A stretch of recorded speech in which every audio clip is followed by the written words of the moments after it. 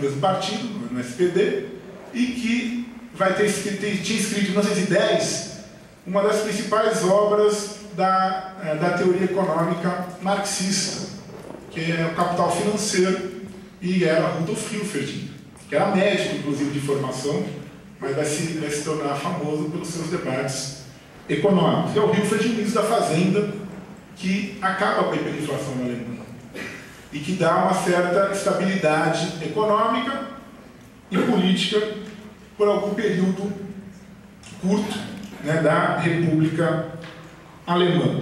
Isso não impede, nesse período de relativa estabilidade, que se articulem os setores contrários à expansão da democracia e à consolidação da República.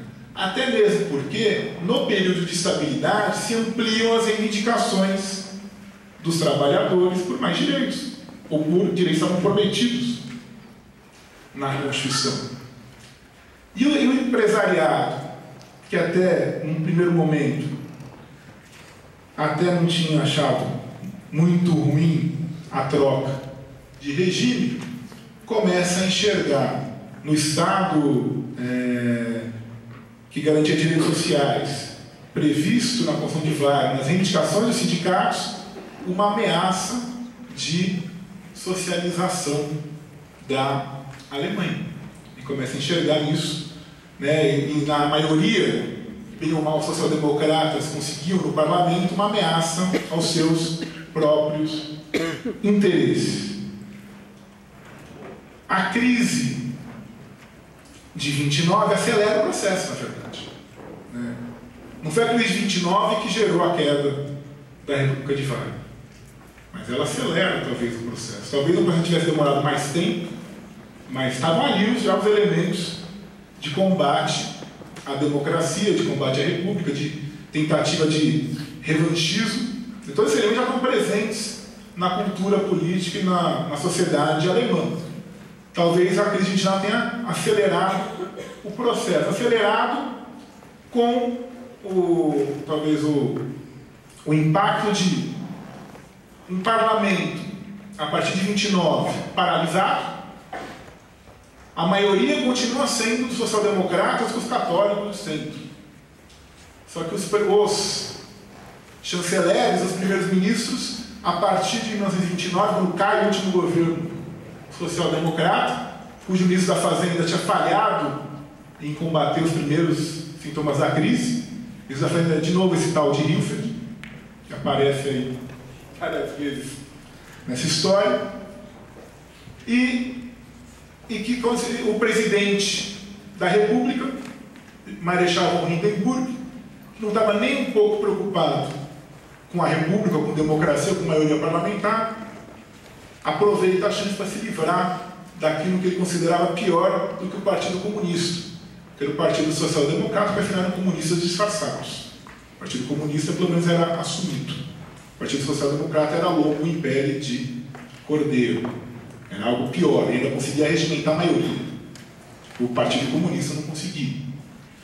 O presidente Hindenburg começa a nomear os chamados chanceleres presidenciais, ou seja, com base num dispositivo da Constituição de Weimar, que já havia sido empregado algumas vezes, mas começa a ser empregado a todo o tempo, o famoso artigo 48 da Constituição, que dá os poderes de exceção para o presidente da República.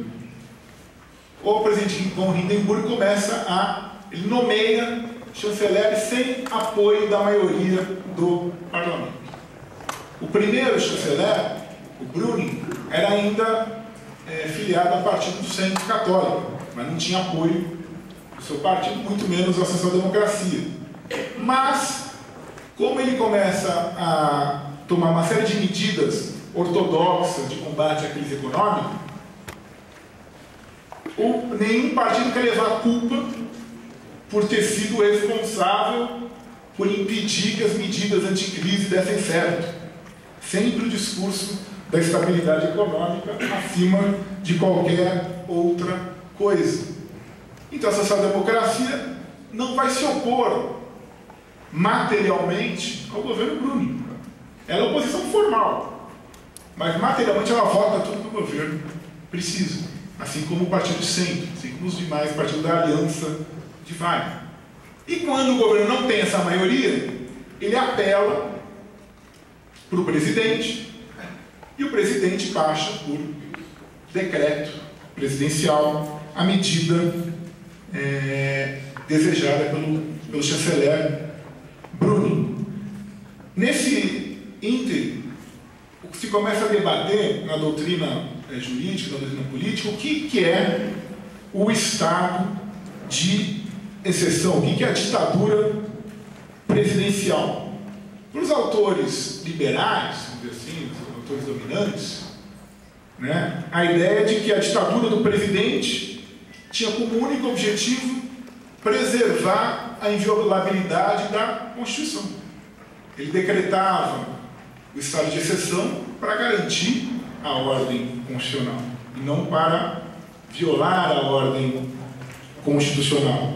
Outros, particularmente um, que eu vou tratar um pouquinho mais detalhadamente mais adiante, o tal de Carl Schmitt, vai defender que a ditadura do presidente não era uma autorização para o rompimento da ordem constitucional, para o fim, para a quebra da ordem constitucional. Mas ele é isolado. E vão ter, por exemplo, os autores da social-democracia, Otto Kirchheimer, que depois vai para os Estados Unidos, né? Mas vai dizer que o artigo 48 da Constituição é a forma da classe dominante tomar decisões por meio de uma ditadura temporária e uma democracia socialmente heterogênea, excluindo o corpo representativo democrático ao encontrar a oposição de grandes setores da população. E continua o Kirchheimer. A decisão entre democracia política, a ditadura provisória do artigo 48 ou a ditadura permanente seria apenas uma questão de oportunidade.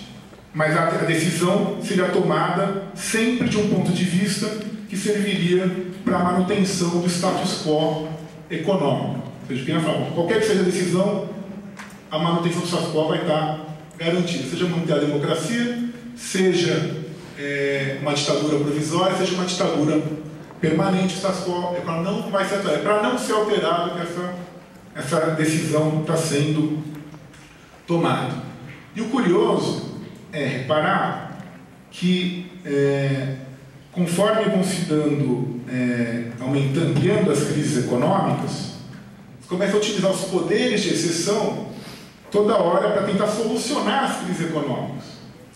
O poder de exceção deixa de servir como algo excepcional para se tornar algo cotidiano, algo permanente, algo constante. A toda hora se alega a necessidade de utilizar os poderes excepcionais para as medidas de combate à crise econômica. E é interessante a gente perceber que essas medidas, né, por um lado, defendidas por autores como o Carl Schmitt, né, na sua defesa do poder presidencial forte, né, do presidente da República, do Reich, como o grande ator político, já que o parlamento não decide, não, porque ele é um poder neutro, porque ele é eleito pela totalidade do povo alemão, ele não tem que dar satisfação para os partidos, para as facções políticas, ele está acima disso, né?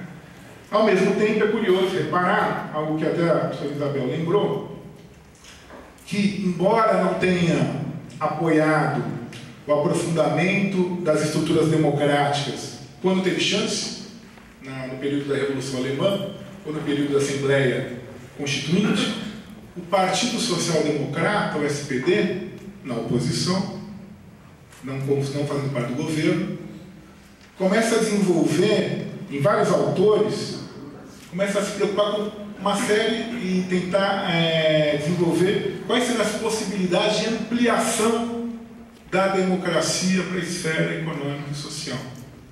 Se começa a desenvolver todo um debate que se chamou de democracia econômica. A ideia é de você ter que democratizar não só a esfera política, mas também a esfera econômica, que o Estado de Direito tem que ser levado para a esfera social e econômica. Se começa a construir é uma figura que depois vai ser usada no pós-guerra com outro sentido, chamada Estado Social de Direito. Uma figura que nesse período ainda é um Estado socialista, se propõe um Estado socialista, que vai fazer a transição, né, para o socialismo. Porque apesar de tudo, não podemos esquecer, apesar de todas as limitações, de todos os recuos, ainda o Partido Social Democrata é um partido socialista, com um programa socialista, com um programa de superação do capitalismo, de transição para o socialismo. Ele vai perder essa característica no pós-guerra, até por imposição das forças americanas de ocupação na Alemanha. Isso é uma história da República Federal Alemã. Durante a República de Weimar, o Partido Social Democrata nunca abandonou o programa. Abandonou na prática, mas nunca no pensamento, nunca na retórica, nunca na reflexão. Ele continua defendendo o socialismo. Não é o capitalismo, ele não é um Estado reformista. Não é o welfare state como vai ser o Estado do pós-Segunda Guerra Mundial, que garante alguns direitos, estabelece um mínimo de bem-estar e se preservam as instituições de mercado. Na verdade, o social-democrata começa a dizer o quê? Fala assim, nós defendemos a Constituição não porque ela tenha resolvido os problemas, mas porque ela permite que nós a utilizemos para começar a resolver as questões.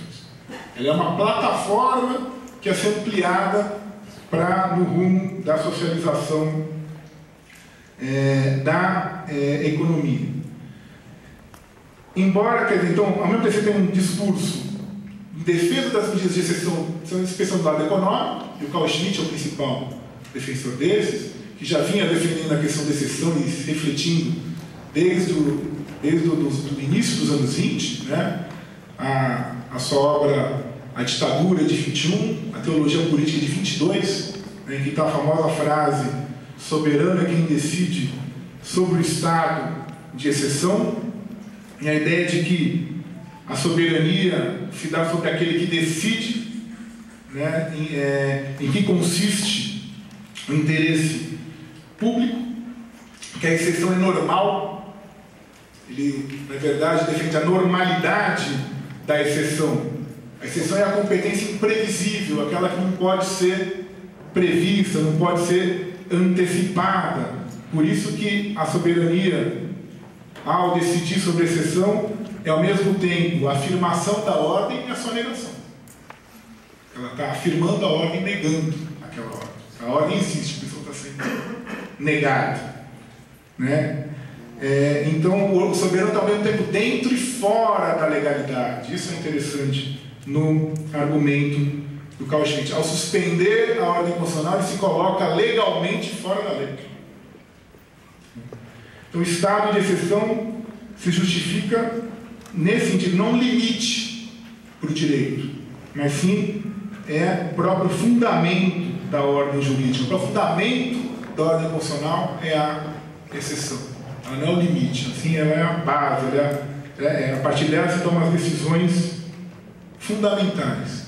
A partir desses pressupostos, e tem vários outros conceitos importantes e polêmicos que o Carl Schmitt vai trazer, e eu vou tratar aqui até por falta de tempo, uma questão do conceito do político, né, que também é um debate interessante, mas a partir dessa reflexão também, que vai influenciar, né, provavelmente vai ser tratado em algum dos cursos, vai influenciar, vai ser utilizada pelo próprio Benjamin, né, na sua obra sobre o drama barroco, né, que ele vai utilizar e vai incluir trocar a correspondência com o Carl Schmitt sobre a questão da soberania e da exceção. E aí tem todo um debate sobre qual que é a posição, a reflexão do Walter Benjamin, se era uma reflexão utilizando as categorias do Carl Schmitt, uma reflexão criticando as teorias do Carl Schmitt. Tem todo um debate sobre qual que é o emprego que o Benjamin vai utilizar dessas categorias, né? Mas é nesse contexto em que de crise permanente, de crise econômica, crise política, crise social, com um governo ilegítimo, que não tinha maioria parlamentar e que não consegue dar conta da crise. Não consegue dar conta da crise. Tanto não consegue que não só se aumentam as tensões, se aumentam os conflitos, se aumentam as manifestações, e o presidente Hindenburg resolve trocar de chanceler em 1932. E chama como chanceler um outro político obscuro do centro católico, chamado von Papen, que assume também sem maioria do parlamento. Mas aí, vamos então convocar eleições. Vamos convocar eleições para dar maioria para o governo. Tentar regimentar a maioria para o governo. E é nessa eleição do início de 1932 em que é o grande salto da representação do partido, até então pequeno, obscuro, Nacional Socialista dos Trabalhadores Alemães, se torna a primeira bancada do parlamento alemão, do Reichstag, seguido pelos social-democratas e pelo Partido de Centro. E o Partido Comunista também amplia sua votação. Agora, por que de repente esse salto? Do partido então obscuro para se tornar um partido majoritário, não um partido majoritário, um partido com maior número de cadeiras no parlamento. Tem vários estudos que vão tentar explicar a origem e a penetração do discurso nacional-socialista na sociedade alemã. Mas há dois motivos além desses, e aí tem uma série de autores no tratado do assunto, e tem bibliotecas inteiras sobre isso, mas a questão é, talvez dois elementozinhos sejam essenciais. O primeiro, havia ocorrido no início do ano uma eleição presidencial. Tinha acabado o mandato, tinha que ter uma nova eleição presidencial, e o von Hindenburg concorre com o apoio de todos os partidos, inclusive do Partido Social Democrata, menos do KPD e menos do Partido Nacional Socialista, que lança o seu líder como candidato a presidente e que ameaça a vitória de Hindenburg. Hindenburg ganha por pouco a eleição presidencial, tanto que ele não gostava do Hitler, até porque quase perdeu a eleição para ele. Ele pessoalmente não gostava. Falava o cabo austríaco. Tratava com respeito de líder político, não merecesse também, mas não tratava com respeito de líder de partido político importante. Então há uma exposição muito grande da figura do Hitler, do discurso, do revanchismo, do discurso da necessidade de recuperação da Alemanha, do discurso antissemita, todo esse discurso. Isso é um dos motivos que explicam a votação nas eleições parlamentares de Hitler. Surpreendente. Só tinha dois candidatos, três candidatos, o candidato comunista, que não vai ter muitos votos, mas só dois candidatos. Tem um destaque imenso, o candidato que está desafiando o Marechal Hindenburg. Mas não só isso. A partir do início dos anos 30, o Partido Nacional Socialista começa a abrir canais e pontes num setor que até então desconfiava dele, que é o setor empresarial, que é os grandes empresários, os grandes conglomerados alemães, e que começam a conversar e a ter contato, e veem o quê? Bom, eles podem ser malucos, mas eles não são comunistas.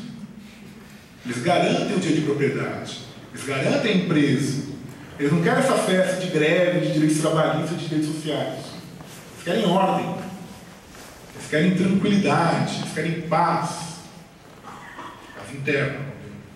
Eles querem a recuperação da grandeza alemã. E o partido começa a ter maior inserção nos meios econômicos, começa a ter também mais dinheiro, mais financiamento. A Ingeborg Naum, uma cientista política e jurista alemã, vai ter todo um estudo, um dos estudos dela, sobre como esse discurso vai ser, eles vão se entender, o grande empresariado com o Partido Nacional Socialista, a partir do final, a partir dos anos 30, a partir da grande crise de 29. Com um parlamento em que o principal partido é o Partido Nazista, em que um dos quatro partidos é o Partido Comunista, alguém consegue governar? uma mínima possibilidade de fazer uma coalizão que garanta a maioria, ainda mais que o presidente não abre mão do chanceler, que é um político conservador e que não tinha apoio nem do seu próprio partido. Hindenburg tenta sustentar von Papen por alguns meses, mas resolve então chamar outra eleição. Então, vamos ver se agora você consegue maioria. Uma segunda eleição, que é a última eleição da República de Weimar, em 1932, no final de 1932. E essa eleição é interessante. Por quê? Porque muitos dizem, o Hitler foi eleito porque o partido nazista tinha a maioria do parlamento alemão. Não é verdade. Ele foi o mais votado na primeira eleição de 32, deu um salto gigantesco, teve mais de 100 cadeiras no Reichstag. Na segunda eleição ele continuou bem votado, só que caiu. Os mapas, a ascensão tinha chegado no pico, estava começando a cair a votação do Partido Nacional Socialista. E quem sobe e se torna o terceiro principal partido, o Partido Comunista. Então, isso é uma troca de radicalismos, vamos dizer assim. A sociedade alemã está tentando arranjar, talvez, soluções alternativas, soluções radicais. Vamos tentar pela direita. Esses caras não conseguiram, vamos ver quem está pela esquerda. Porque esses caras aqui do meio não vão fazer, não vão conseguir. Não conseguiram, não vão conseguir. Aí acendeu a luz vermelha no gabinete presidencial. Porque o maior medo do gabinete presidencial era não a maioria dos nacionalsocialistas, que não tinham maioria para governar sozinhos, mas uma aliança entre o Partido Social Democrata e o KPD, que era impossível dadas as condições da época, toda a história dos partidos e toda a posição, inclusive, da própria União Soviética de disputa, era o social fascista, e toda a disputa na esquerda nesse período. Mas não deixa de ser uma possibilidade. Um parlamento majoritariamente social-democrata e comunista era o pior pesadelo que as elites alemãs podiam ter. Von Papen cai com a eleição, o Wiener ainda tenta uma última vez, com o general von Schleicher, que fica 3 meses no governo, não consegue aprovar no parlamento, não consegue montar uma coalizão, e aí já estavam 2 alternativas: ou se chama alguém da social-democracia, ou se chama alguém do principal partido conservador, que é o Partido Nacional Socialista. E aí, muito a contragosto, mas preferindo ver o diabo a qualquer tipo de político que lembrasse algo como comunismo ou socialismo, o Marechal Hindenburg convida Hitler para ser chanceler no dia 30 de janeiro de 1933. Quer dizer, é o fim oficial da história, embora só tenha acabado uns 2 meses para frente, quando ele aprova a lei de plenos poderes depois do incêndio provocado do Reichstag, em que o único partido, o KPD, tinha sido suprimido, e o único partido que votou integralmente contra foi, no último gesto de dignidade, foi o SPD. Todos os outros, inclusive o centro católico, votaram a favor da lei de plenos poderes para o Hitler, e se tornou então o ditador da Alemanha. Só para encerrar, é interessante comparar, já terminando, o diagnóstico de um dos autores diretamente interessados, diretamente atuantes na crise da República, que foi Carl Schmitt, que atuava como conselheiro jurídico dos gabinetes presidenciais, sempre com acesso à cúpula do poder nesse período, e que, obviamente, é um autor contrário à democracia e à República. E ele publica um livro, em novembro de 1932, quase no finzinho, chamado Legalidade e Legitimidade. O que ele diz nesse livro? Nesse livro ele faz o mais duro ataque, toda a obra dele é a Constituição de Weimar, e toda a doutrina do direito público alemão. Ele diz: esses caras não enxergam à realidade. Temos uma construção contraditória, uma sociedade em crise, um sistema que está destruindo a sua legalidade junto com a sua legitimidade, mas eles não conseguem enxergar a verdade. E como ele finaliza o livro? Profetizando qual seria o preço pago por essa doutrina liberal, essa doutrina democrática, né, que não enxergava a verdade. Ele vai dizer: a verdade se vingará. Né, e a questão é saber, né, qual verdade que se vingaria. A época foi a verdade do estado de exceção, a verdade de Carl Schmitt. Embora, já fazendo a ponte com o tema no fundo desse seminário, o estado de exceção de Carl Schmitt não é o único estado de exceção possível. Né? O Benjamin, na tese 8, né, do conceito de história, vai anunciar que a tradição dos oprimidos nos ensina que o estado de exceção no qual vivemos é a regra, e para dar conta disso é necessário enfrentar a tarefa de instaurar o real estado de exceção. E qual que é a diferença entre um e outro? O estado tem uma profunda diferença. Carl Schmitt é um defensor da ordem. Benjamin está anunciando novos tempos revolucionários. O estado de exceção de Carl Schmitt defende a ordem contra a catástrofe. O estado de exceção de Benjamin enxerga na ordem a catástrofe contínua da dominação. Então, nesses momentos de crise, né, quando a verdade está prestes a se vingar, a pergunta que deve ser feita, e que não foi feita, ou que foi feita e foi respondida em Weimar de um jeito, não significa que em todos os jeitos, todos os momentos vai ser a mesma, é qual verdade que vai se vingar. Se é a verdade de Carl Schmitt ou a verdade de Walter Benjamin. Obrigado.